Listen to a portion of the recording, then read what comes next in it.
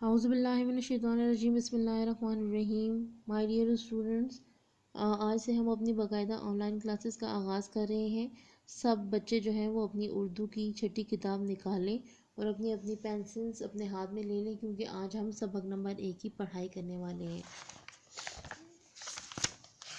سب بچے سبق نمبر 1 نکال لیں۔ سبق نمبر 1، صفحہ نمبر 1۔ سبق نمبر 1 ہماری ہے حمد۔ حمد کہتے ہیں اس نظم کو جس میں اللہ تعالیٰ کی تعریف بیان کی جائے۔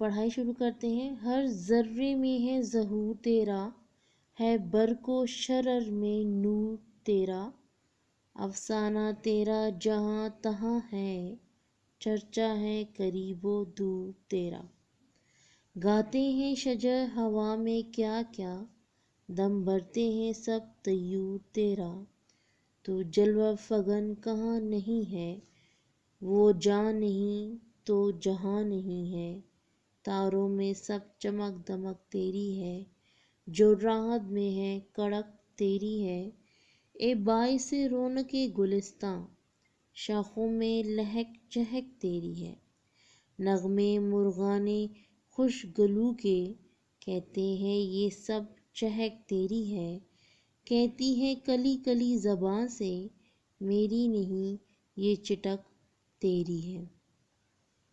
اس کی پڑھائی میں نے کر دیا ہے۔ ابھی جو ہے میں تشریح کے ساتھ آپ کو دوبارہ سے حمد کروا دیتی ہوں کہ اس شعر میں شاعر کیا فرما رہے ہیں۔ اس شعر میں شاعر فرما رہے ہیں کہ ہر ذرے میں ہے ظہور تیرا۔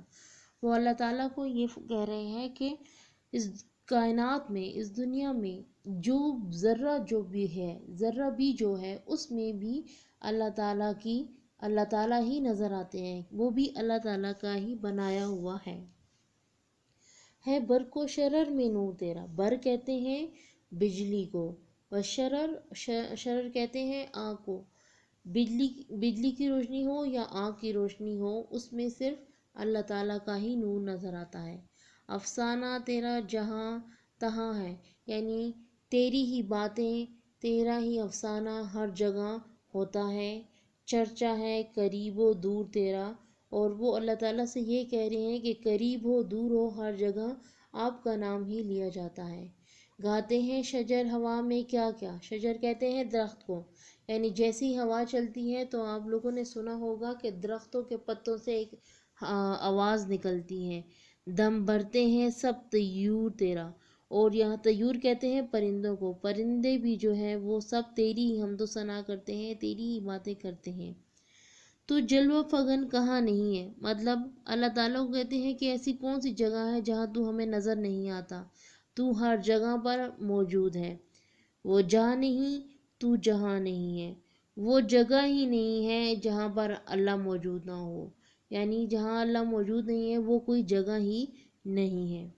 تاروں میں چمک دھمک تیری ہے، تاروں میں جو روشنی ہے یہ سب تیری ہے، تیری وجہ سے ہے۔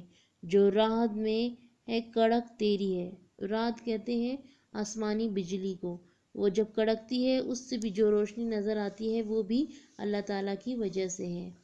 اے باعث رونق گلستاں، گلستان یعنی باغ میں جو رونق کا سبب ہے وہ اللہ ہے۔ شاخوں میں لہک چہک تیری ہے، شاخوں میں بھی یہ جو پھول پھل ہیں یہ سب تیری وجہ سے ہیں۔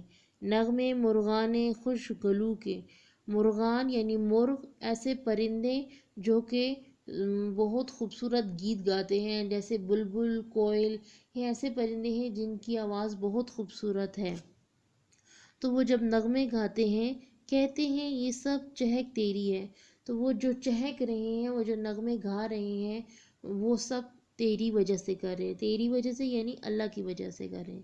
کہتی ہے کلی کلی زبان سے، پھولوں کی جو چھوٹی چھوٹی کلیاں ہوتی ہیں وہ خود اپنی زبان سے یہ کہہ رہی ہیں میری نہیں یہ چٹک تیری ہے۔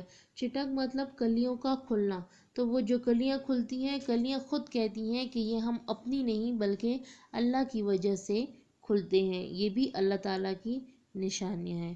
امید ہے مائی ڈیئر اسٹوڈنٹس کہ آپ لوگوں کو اس حمد کے بہت اچھے سے سمجھ آئی ہوگی۔